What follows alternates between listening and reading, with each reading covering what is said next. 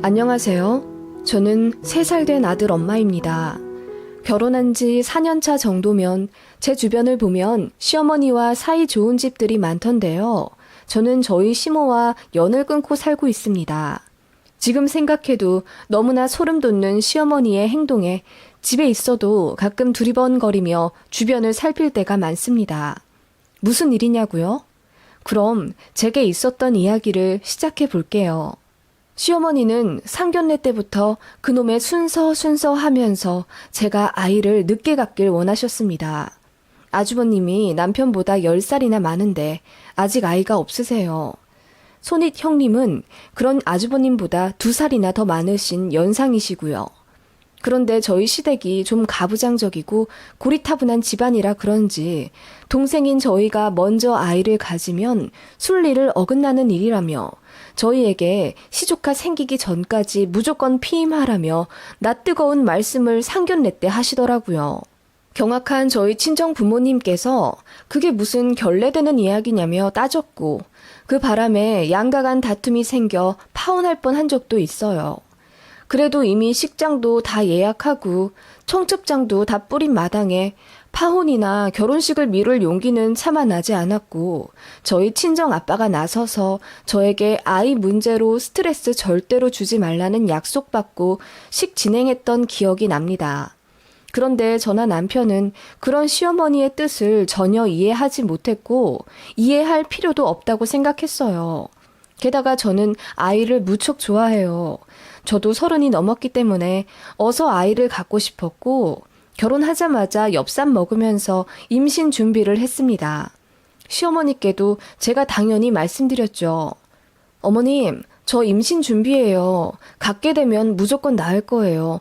그러니까 혹여라도 너무 서운해는 마세요. 아직 젊은데 뭘 벌써 임신을 하고 그러냐? 네 형님 때문이 아니라 내가 네 생각해서 아이 늦게 가지라고 하는 거야. 여행도 다니고 할 거 더 한 뒤에 아이 가져라. 네 형님보다 늦게 가지면 내가 1,000,000원 줄게. 응? 어머님, 왜 또 그렇게 말씀하세요? 그 부분은 어머님도 포기하시기로 하셨잖아요. 결혼했으면 아이 생기는 건 당연한 건데 그럼 저희는 언제까지 기다리라는 말씀이세요? 네가 싫다면야 어쩔 수 없긴 한데 나는 말했다. 순서를 지켜야지만 1,000,000원을 줄 거야. 네 산후 조리비도 내줄 거고. 어머님, 어머님께 돈 받는 게 당연한 건 아닌데요. 그러면 제가 형님보다 먼저 아이를 갖게 되면 아무것도 안 주실 거란 말씀이세요? 아니, 제가 당연하게 받고 싶단 이야기가 아니라요. 말이 아다르고 어다른 건데 저도 좀 서운하네요. 요즘 며느리들은 이렇게나 제 할 말 다 하고 그러니? 좌우지간 도리와 순서를 지켜야 하는 법이야. 우리 집안은 상놈의 집안이 아니란 말이다. 대대로 순리 어긴 적은 한 번도 없을 뿐더러 첫 아들 손주한테 양산에 있는 땅이랑 산 물려주는 건 우리 집안 대대로 물려오는 법칙이다. 그걸 어기면 나도 우리 조상님들 볼 면목이 없고 너한테도 실망할 게다. 어머님, 아니 어떻게 그래요? 아니 그리고요. 결혼한 지 10년이 다 되어 가는데 아직도 아이가 없는 거면 형님네가 조금 더 노력을 해야죠. 어떻게 저희 보고 기다리라고만. 그러자 시어머니가 머리를 감싸주며 한숨을 푹 쉬시더라고요. 내가 난임병원 등록해준다고 해도 안 가더라. 그럼 니들이 책임지고 아주버님네 설득해서 병원 다니게 해라. 아무튼 너희가 먼저 임신하는 건 절대로 안 된다. 그렇게 말씀하시며 외면하시는 시어머니였습니다. 너무 황당하더라고요. 그리고 결혼한 지 얼마 되지도 않을 때 일어난 대화라 더 막막하더라고요. 내가 좋아 내가 한 결혼이고 내가 정한 가족 계획이 다 있는데 어째서 이 집안의 규율대로 아이도 못 갖는 거지? 하는 생각에 서러워졌고 그 바람에 남편만 잡았습니다. 남편은 시어머니가 그렇게 나오시는 것에 큰 신경을 안 썼어요. 그냥 무시하면 돼. 아이 생기는 대로 낳으면 되지. 우리 엄마 말을 뭘 신경 써. 그럴 필요 없다고 내가 누누이 말하잖아. 어떻게 신경을 안 써? 내가 형님보다 먼저 아이 낳으면 산후조리비도 안 주시겠다고 하시는데 그렇게 태어난 아이는 조부모 사랑도 못 받고 자랄 거 아니야. 우리 아이 축복받으며 태어나야지. 그게 뭐야. 낳으면 다 예뻐하시게 되어 있어. 우리 집이 좀 그래. 조상 대대로 장손주한테만 무슨 산을 준다 어쩐다 그런 게 있긴 한데 요즘 세상에 그게 말이나 돼? 그리고 우리 형은 거의 딩크야. 아이 안 들어서니까 그냥 포기하셨다고. 그래서 병원도 안 다니시는 거야. 설득해봤자 소용없어. 여보도 그냥 신경 쓰지 마. 내가 다 알아서 할게. 자기가 뭘 다 알아서 한다는 거야. 아, 정말 스트레스 받아. 그렇게 저는 시어머니 때문에 은근히 마음 한구석이 내내 불편한 신혼생활을 보내고 있었습니다. 그 무렵 제 친구들은 아이 돌잔치를 하거나 하나둘 임신을 하기 시작했어요. 왠지 저도 모르게 조급해졌고 또 아이도 낳고 싶은 열망이 점점 더 커졌습니다. 그러던 어느 날 시어머니께서 저희 집에 반찬이랑 손만두를 주시러 오신다더군요. 원래는 그런 음식 잘 안 해주시는 분인데 웬일로 오신다고 하셔서 반갑게 맞았습니다. 그런데 어머님이 펼치신 가방 내용물을 보니 반찬은 없고 만두도 다 만들어진 게 아니라 만두 쏙밖에 없더라고요. 응, 너랑 만두 빚으면서 얘기나 좀 하려고 만두 쏙만 가져왔지. 집에 밀가루 있지? 네? 아, 네, 있죠. 그렇게 시어머니와 단둘이 만두를 빚게 되었어요. 어머님이 만두 빚으시는 내내 또 아이 늦게 가지라는 말을 하시길래 너무 짜증이 나던 차였습니다. 그때 만두를 찌려고 냄비를 꺼냈는데 보니까 면보가 없더라고요.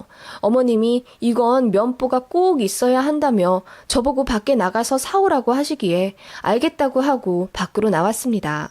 그런데 면보 파는 곳이 별로 없어서 밖에서 30분을 있다가 들어왔어요. 그런데 그 사이 어머님이 이미 만두를 찌셨더라고요. 어머님, 면보 없이 찌면 안 된다고 하시더니 벌써 찌셨어요? 응, 내가 면보를 챙겨와 놓고 까먹었나 보더라고. 가방 안에 있더라. 너만 괜히 고생시켰어. 어머, 어머님, 그럼 전화를 하시죠. 깜빡했다. 그렇게 조금 당황스럽긴 했지만 아무튼 어머님과 만두를 만들었고 저녁에 퇴근한 남편이랑 어머님이랑 만두국을 해서 먹고 어머님을 보내드렸습니다. 그날 저녁 씻고 자려고 서랍장을 여는데 이상하게 제 속옷 정리한 게 흐트러져 있는 것 같더라고요. 저는 약간의 결벽증 같은 게 있어서 속옷을 색깔별로 그리고 기능성 소재별로 나누어서 정리를 하거든요. 그런데 좀 뒤죽박죽 엉켜 있어서 남편에게 물었죠. 당신이 내 속옷 정리했어? 아니, 건들지도 않았는데? 그런데 이게 왜 이렇게 되어 있지? 생각하던 찰나 오늘 집에 어머님만 두고 30분 정도 외출했던 게 떠오르더군요. 아무리 생각해도 어머님밖에 떠오르는 사람이 없었습니다. 찝찝하긴 했지만 그래, 작은 아들네 어떻게 정리하고 사나 궁금하실 수도 있겠지 라고 생각하며 애써 찝찝함을 떨쳐버리려고 했습니다. 그래도 뭔가 좀 그렇더군요. 그렇게 씻고 잠을 청하는데 남편이 제 속옷을 좀 들춰보더니 이게 뭐냐고 하더군요. 그러더니 빨간 실 같은 걸 쭉 들어 올리더라고요. 이게 왜 여기 붙어있지? 하며 떼어내는데 보니까 제 팬티에 아예 꿰매져 붙어있더라고요. 이상하다 싶어서 순간 침대에서 내려와 속옷 정리함을 뒤져보는데 제가 자주 입어서 조금 해져 있는 것들마다 다 빨간 실 같은 게 붙어있더라고요. 다 붙어 있는 게 아니라 전체 속옷의 3분의 1 정도? 보고 머리가 띵했습니다. 뭐지? 설마 어머님이 그랬다면 왜 이렇게 한 거지? 너무 이상하잖아요. 에이, 그냥 다른 빨간 옷이랑 같이 세탁하다가 올이 붙었나 보지. 너무 신경 쓰지 마. 그런가? 아니, 이런 적이 한 번도 없는데. 하면서 그 기분 나쁜 빨간 실을 다 쪽가위로 끊어냈습니다. 그럼에도 마음 한편 찝찝한 건 어쩔 수가 없었어요. 솔직히 말해서 시어머니가 의심되긴 했지만 뭐하러 속옷마다 빨간 실을 달아 놓겠냐고요. 물증도 없고 그래서 그냥 넘어갔습니다. 그 이후로 며칠 뒤 남편이랑 떡볶이를 해먹는다고 부엌에서 요리를 하는데 남편이 찬장에서 그릇을 꺼내다가 어? 하는 소리를 내더군요. 이게 뭐지? 여보, 찬장에 왜 이런 걸 두었어? 하고 그 물건을 가져와 보여주는데 저는 보자마자 소름이 돋았습니다. 손가락만한 사람 인형 같은 게 빨간 실로 칭칭 동여매져 있더라고요. 제가 보자마자 소리를 질렀고 남편도 이게 뭐냐며 소름 끼쳐 하더라고요. 저희 집은 새 아파트라 그 전에 누가 살지도 않았을 뿐더러 부엌 쪽은 누가 만지지도 않았거든요. 그런데 그런 소름 끼치는 인형이 찬장, 그것도 구석에 떡하니 있다니 너무 놀랍잖아요. 아무리 생각해도 저번에 제가 집 비울 때 어머님이 한 집 같아서 제가 남편 시켜 전화 걸어보게 했습니다. 남편이 담담히 통화를 하더니 시어머니는 절대로 그런 짓을 안 하셨다는 겁니다. 모른다고만 하신다니 어쩔 수 없잖아요. 그냥 넘어가긴 했죠.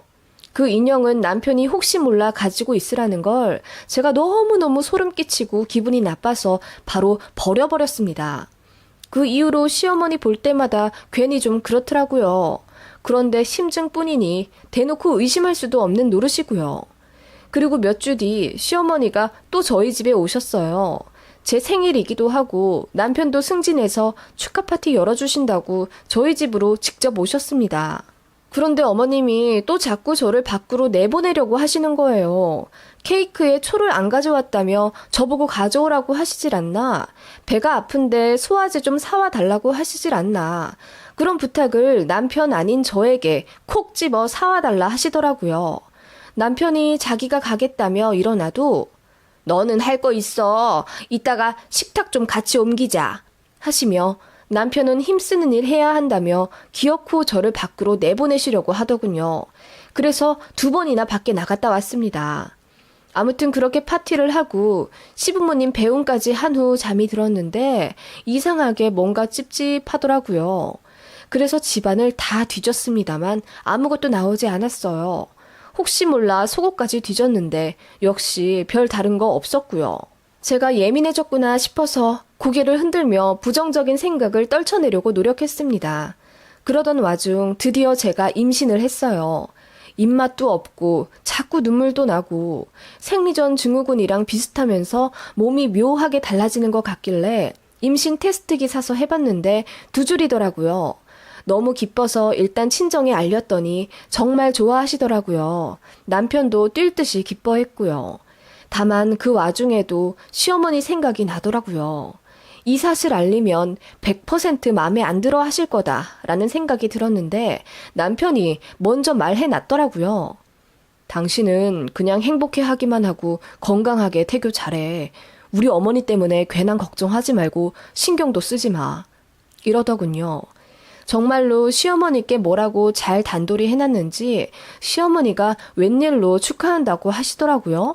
물론 기뻐하는 기색은 없으셨지만 저는 사실 시어머니가 지우라 어쩌라 하실까봐 꽤 긴장했단 말이에요. 어머니도 어느 정도 포기하셨구나 하는 생각에 마음이 좀 편해지더라고요. 그런데 시어머니가 저 몸보신 해야 한다며 이것저것 음식을 갖고 저희 집에 오신다 하더군요. 참고로 저희 집에는 강아지 한 마리가 있어요. 제가 요가 강사로 프리랜서를 뛰느라 불규칙하게 외출하거든요.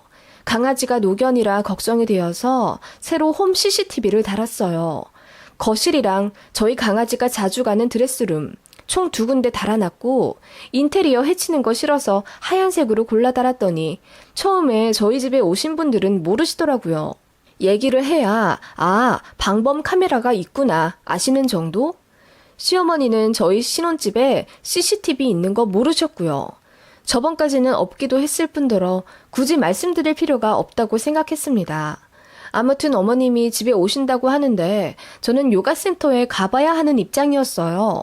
그래서 빈집에 좀 계시라고 안내해드리고 나왔습니다.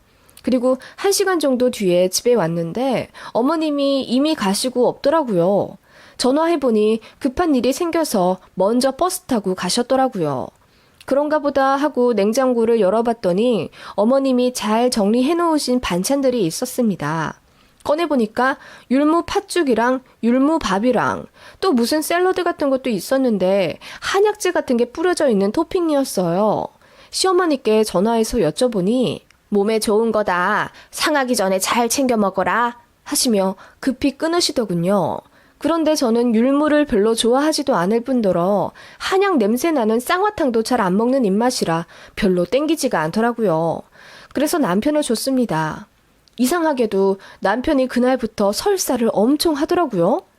그래서 병원도 다녀왔는데 다른 건 모르겠는데 평생 문제없던 혈압이 엄청 내려가 있다면서 약을 지어왔더라고요.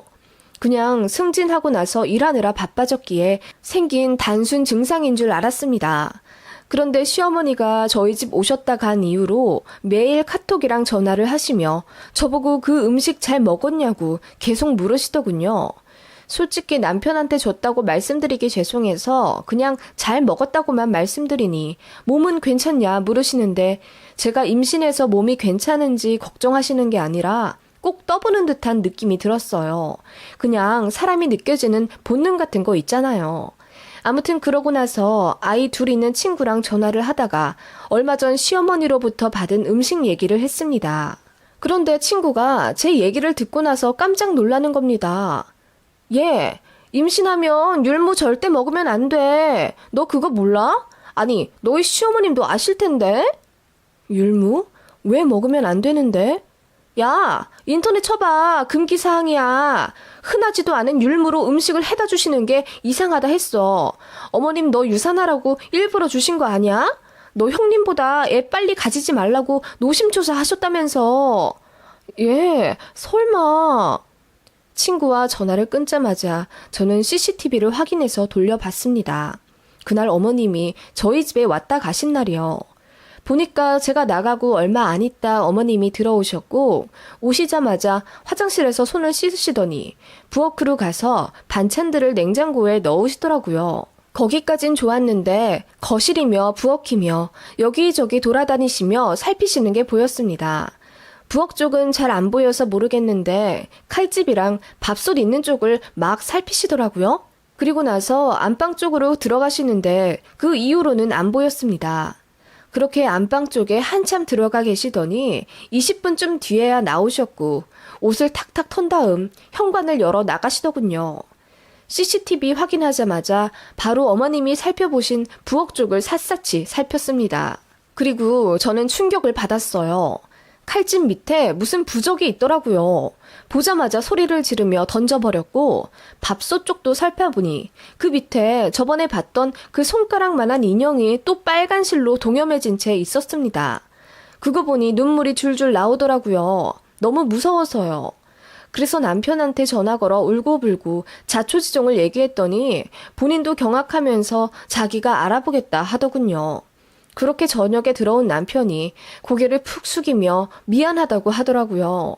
조만간 시어머니가 직접 와서 사과할 거라고 하길래 그게 무슨 뜻이냐고 했습니다. 그랬더니 이어 말하는 남편의 놀라운 말. 엄마가 친한 무당이 있는데 거기서 쓸데없는 얘기를 듣고 오신 모양이야. 우리 애기 떨어지라고 글쎄. 뭐라고? 아니 그게 무슨 말이야? 너 괜찮아? 너 충격받을까봐 더 얘기 못하겠어. 뭔데? 빨리 말해봐.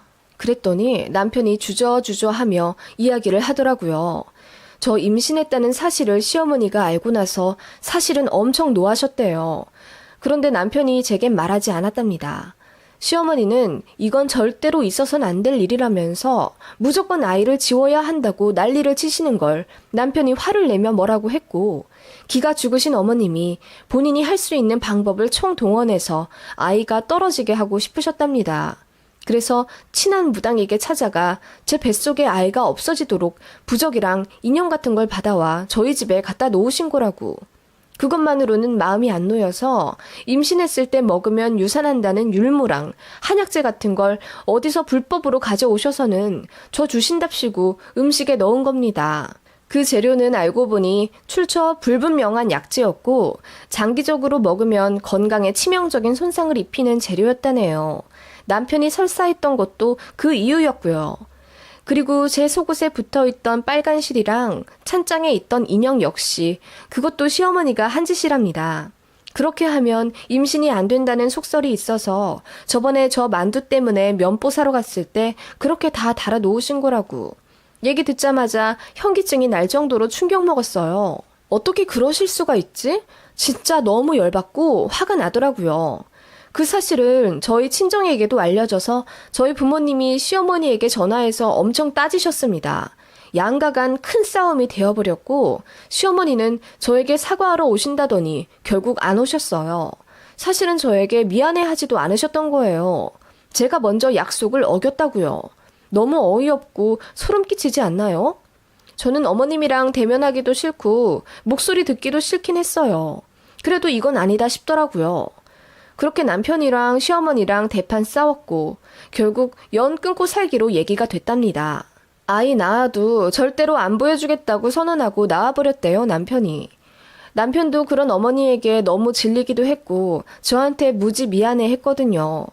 시아주버님네도 뒤늦게 사실 알고 찾아와 본인들 때문에 되려 저만 피해봤다며 미안하다고 하시더군요. 아이 포기한 거 시어머님이 아시면 뒤로 넘어가실 것 같아서 말 못했는데 그래서 일이 이렇게 된 것 같다며. 솔직히 다른 사람들이 무슨 죄겠어요. 그런 못된 맘을 먹은 시어머니가 잘못하신 거죠. 그런 일이 있었지만은 뱃속의 아이는 무럭무럭 자라나 주어 너무 고마웠습니다. 그렇게 떡두꺼비 같은 아들을 낳아 잘 키웠습니다. 시어머니는 제가 아들을 낳았다는 이야기를 듣고 나선 다시 저에게 사과하겠다는 빌미로 슬금슬금 연락하려 하시고 남편에게도 용서해달라 하셨다네요. 그런 시어머니를 남편이 칼같이 쳐내 절대로 못 본다고 큰소리 쳤더니 시어머니가 엉엉 우셨다더군요. 나중에 형님에게 듣게 된 사실로는 시어머니가 제 속옷도 하나 훔쳐다가 형님 옷장에 넣으셨다더라고요. 그렇게 하면 임신 복이 형님에게 갈 거라나 뭐라나. 진짜 소름 끼쳐요. 어떻게 그러실 수가 있는지. 시어머니는 지금쯤 후회하셨을까요? 이렇게 예쁘고 건강한 아들 얼굴을 보면 시어머니를 절대로 용서하고 싶지 않습니다.